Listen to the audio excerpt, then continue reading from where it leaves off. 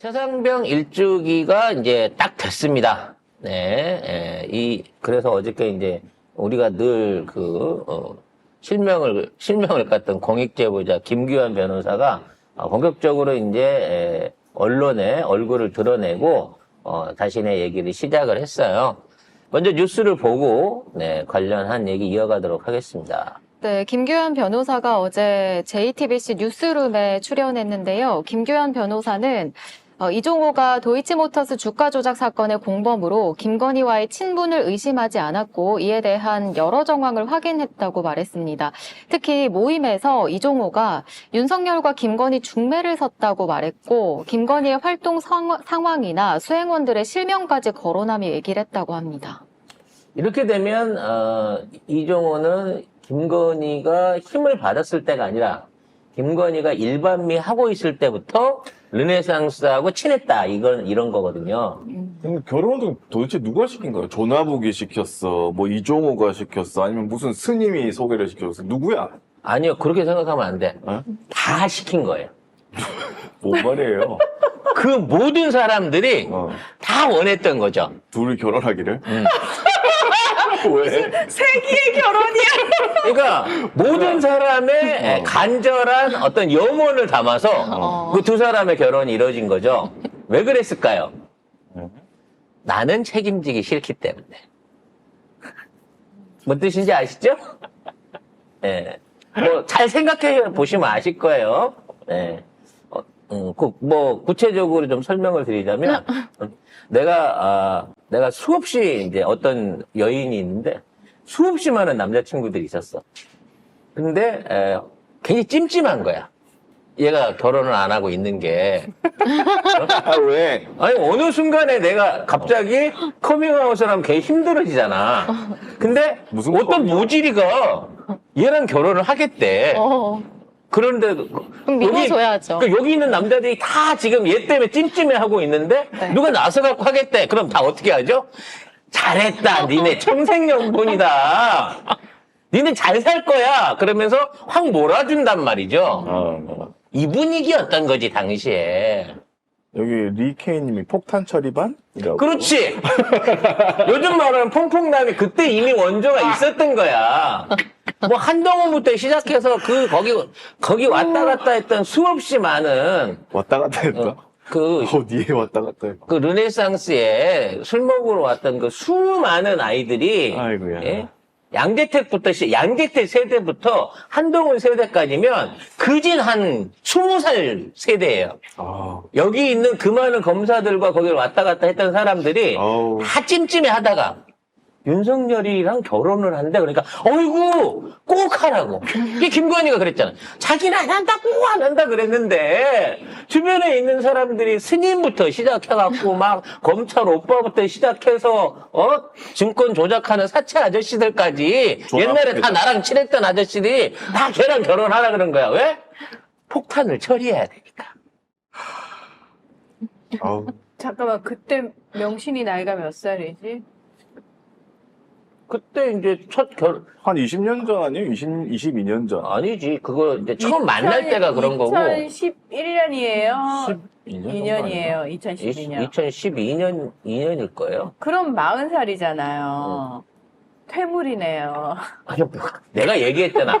20년 가까이를 라마다 르네상스에서 진짜 그런 애기시잖아요. 현역과 매니저로 뛰시던 분이에요. 그러다 보니 얼마나 많은 분들이 김건희 때문에 마음에 찜찜함을 안고 있었겠어요. 2012년 3월에 결혼했어요. 근데 그 호구가 갑자기 김건희랑 결혼을 한다 그러니까 너나 없이 잘 됐네. 니네 천생연분이네. 그러고 다 밀어서 결혼을 시킨 거지. 당시 윤석열은 51세, 김건희는 39세였습니다. 그런 결혼을 시키는 것도 사실 여자한테 미안한 거긴 하지. 아니, 근데 유흥업계에서 여자 나이 39이면은, 제 표현을 좀 그렇게 했습니다. 그 업계용으로 퇴물이라고 얘기하지 않나요? 좀 이게 그 그룹이 달라지는 거죠. 매니저급으로 올라가나요? 아니, 매니저급으로 이제 급상승을 하지만, 네. 본인이 이제 컨택할 수 있는, 접근할 수 있는 계층이 이제 위로 쫙 올라가죠. 근데 하나가 더 있네?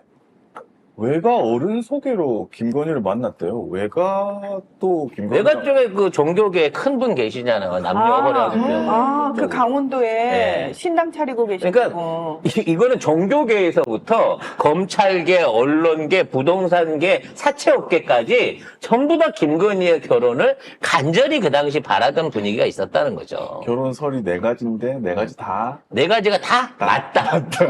그분들이 다 원했다. 그러니까 그런 거잖아. 경부고속도로를 나 혼자 진 거 아니에요? 수없이 많은 사람들이 다 지었잖아?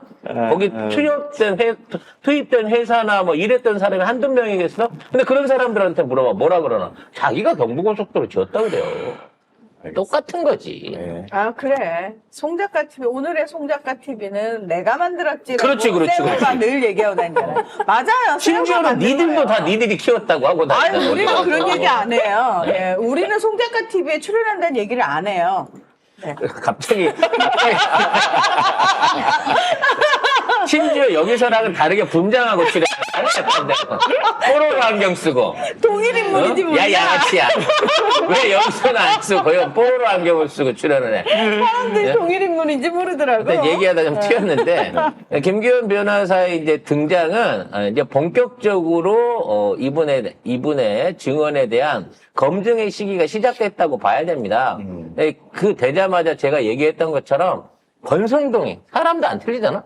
튀어나와가지고 야 이 사람 민주당에 그 공천 받으려고 했던 사람이다. 송호종이도 이재명 팬카페 창립 회원이다. 이거 민주당에서 짜고 하는 공작질이다라고 똑같이 얘기하잖아요. 마치 내가 시나리오를 써준 것처럼. 네. 써줬어요? 네? 써줬어요. 써준 거 아니야? 그래서 그러면서 이제 김기현 변호사는 너무 유명해졌잖아. 그래서 김기현 변호사를 못 가니까 타겟을 송호종으로 돌리고 있어요. 그래서 이 김기현 변호사는 송호종이 나쁜 놈이다 라고 하면서 이제 언론 플레이를 한단 말이야. 왜냐면 김기현 변호사는 너무 유명한 데다가 이 사람에 대한 어떤 그 시민들의 반응이 좋으니까 역으로 그 하수인 중에 하나다 그러면서 송호종을 까고 있거든요. 근데 지금 유일하게 저쪽 그 카톡 그룹 5명 중에 유일하게 국민의힘 편 들어주고 있는 게 송호종이에요. 송호종이 혼자서 이거 막아보려고 제일 열심히 돌아다녔어.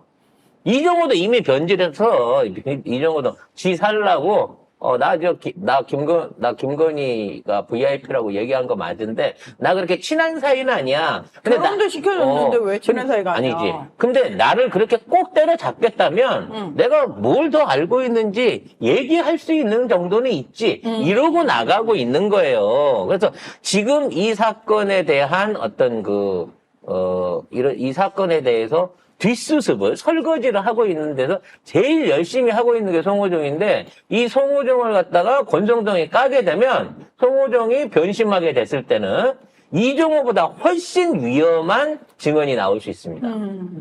이거를 덮기 위해서. 왜냐면 이종호는 돌아다니면서 누구 만나가지고 로비하고 이러는 사람 아니었어요. 송호정이 돌아다니면서 여권 인사나 언론계 인사나 저쪽 인사들을 많이 만났어.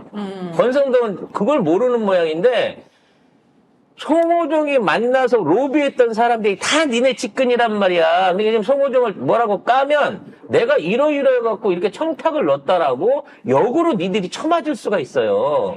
그러니까 권성동이는 잘하고 있다고 봅니다.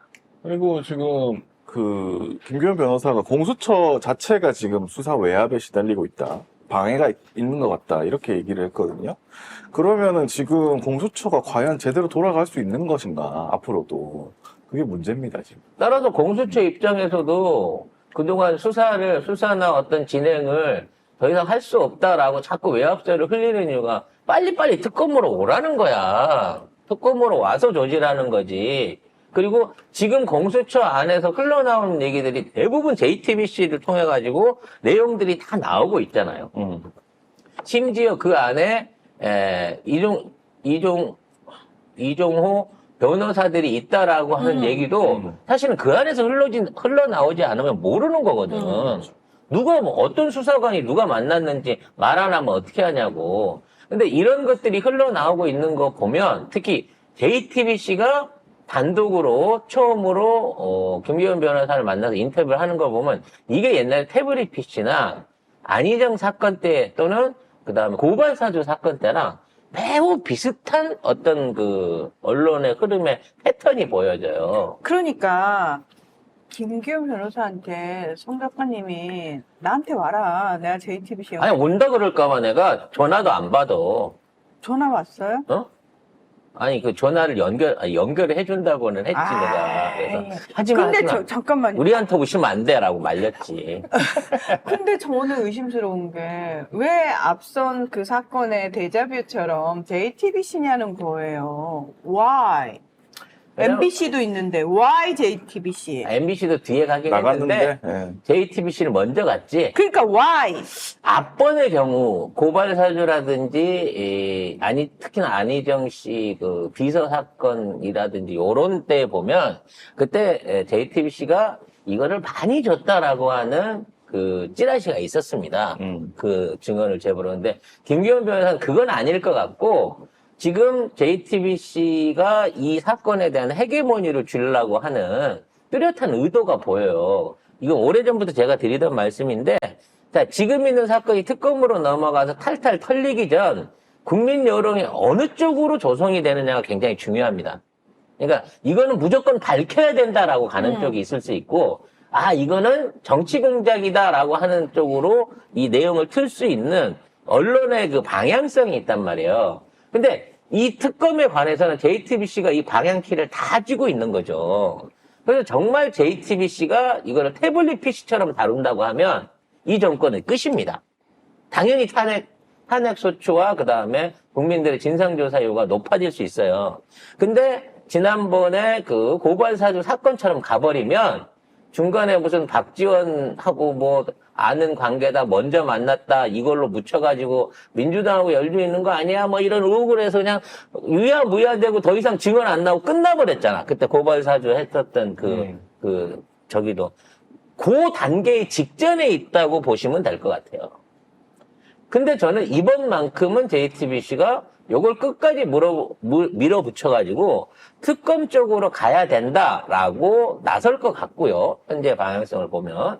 만일 그렇게 된다고 하면 우리가 걱정하고 있는 그 재부의 시기 때의 반란표도 의외로 쉽게 확보할 수 있을 수도 있다는 거지.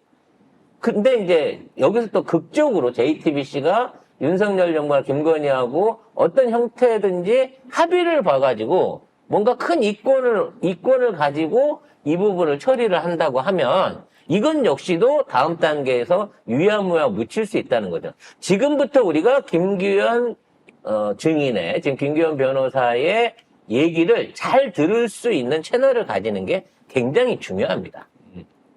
그래서 저는 지금 JTBC도 협박받고 있다고 생각해요. 언론사나 삼성이라고 하는 거대 재벌을 어떻게 협박하겠습니까? 지금 있는 정부가 할 수 있다고 하면. 응? 아마도 홍씨 일가에 대한 신상, 이거를 털기 시작할 거라는 거예요. 그러면서 벌써부터 그 조짐들이 보이고 있습니다. 홍나희, 그러니까 그 이건희 회장 부인을 비롯한 딸내미들이 대량으로 주식을 매도했다. 그리고 홍나희 여사가 호노룰루에 왜 또 하필 호노룰루일까? 거기에 초호화 별장을 매입했다. 이런 기사들이 슬슬 흘러나오고 있어요. 나는 이거 뭔가 JTBC와 중앙일보에 협박이 들어간 거라고 생각합니다. 이재용에 대한 거면 이거는 삼성에 대한 협박인데 홍나희와 그와 관련된 딸내미들에 대한 협박이라고 어떤 협박이나 조사가 드러나기 시작하는 부분이라면 이것은 사실상 JTBC에게 압력을 넣고 있는 걸로 보여져요. 상속세 납부를 위해서 뭐 3조 3천억을 처분했다. 근데 뭐 이런 기사 나오고. 뭐 이런 기사도 있고 뭐 별장 샀다는 기사도 있고 이러면서 또 그 얘기도 나옵니다. 그 서울대학교 그 대학원 학부 있잖아요. 김건희가 취득했던 거. 그 대학원 학부를 홍나희 여사가 꽂아줬다. 연결해줬다. 뭐 이런 얘기가 나오면서 지금 그동안 잠잠하게 깔려 있었던 홍나희 여사 주변에 관한 기사들이 조금씩 다른 언론을 통해서 올라오고 있다는 거죠. 그래서 지금 뭔가 변곡점이 일어나고 있다고 봐집니다. 이 흐름이 최근 우원식 그 국회의장의 이상한 발언하고도 분명히 연관성이 있는 압력일 것이라고 봐요. 이 모든 게 사실 따져보고 보면 중앙일보와 여시제와 그리고 지금 우리 정치 그 그룹 안에서의 어떤 판을 좌지우지하고 있는 기득권 정치 세력들이 연결되어 있는 고리거든. 뭔가 이 안에서 조금씩 이 파열음이 일어나고 있다라고 볼 수 있는 조짐들이 자꾸 보여진다는 거죠. 아직까지 구체적으로 이제 어떠한 그 부위까지 진행이 됐는지는 모르겠습니다만 제가 단언컨대 지금 이 시간 이후부터, 그러니까 어저께 방송에 출연한 이후부터 이거에 대해서 이제 정치적 공방으로 인해 갖고 진실 규명에 대한 얘기들이 싹 묻혀져 버릴 가능성이 높습니다. 그러니까 무제한 대에 막 다양한 정보들과 다양한 어떤 뉴스들을 쏟아 놓으면서 이 본질이 어디에 있느냐라는 부분을 놓고 막 혼란스럽게 만들면서 뭔가 이 특검이라든지 지금 이와 관련된 증언에 대한 부분들을 희석시키려고 하는 기사 물타기들이 본격적으로 일어날 것으로 보여요. 그래서 우리는 더더욱 김규환 증인을 비롯한 그 야당의 목소리, 야당이 주장하고자 하는 바에 대해서 이번 특검 내지는 이번 최상병 사건에 관련된 다른 진술들이 좀 더 주목을 받을 수 있도록 뭔가 관심을 좀 몰아줘야 되는 시기라고 봐집니다. 그래서 이 등장이 이제는 지금 그동안까지는 진실규명으로 넘어갔다면 어제 권성동으로 본격적인 공격을 하기 시작하면서 이게 정치 공작이냐 아니냐라는 면을 놓고 치열하게 얘기들이 날 거예요. 막 오늘부터 보세요. 오후부터 조선일보 패널들 나와가지고 TV조선 틀면서 이거 의도적인 공작 정치다, 폭로 정치다, 최상병 특검을 그런 쪽으로 활용하려고 하는 거다라고 하는 식으로 전방위 물타기 작업이 시작된다는 점을 여러분들 이해를 하시고, 제가 예언을 미리 했었잖아요. 왜 김기현이라고 하는 요즘 우리가 미리 알고 이 얘기를 해야 되느냐. 이런 사태가 왔을 때 모든 여론들이 김기현이나 아까 송호정 같은 사람들을 그런 쪽으로 몰아가는 데로 확 휩쓸려 가면 지금 여기에 대한 의견이 세상병으로 묻혀지는 게 아니라 마치 민주당, 국진당 대결이 있는 걸로 묻혀져 버릴 위험이 있다는 점을 생각을 하시고 지금부터 2차전에 막이 올랐다라고 생각을 해주시면 좋겠습니다. 그만큼 민주당이 단일 대우를 이뤄갖고 이 부분에 대한 것들을 좀 몰아쳐야 되는데 그걸 못하게 하기 위해서 지금 갑자기 당연히 통과돼야 될 방송법을 걸어놓고 지금 뭔가 국회 안에서도 이간질이 일어나고 있는 게 아니라는 생각이 들어요.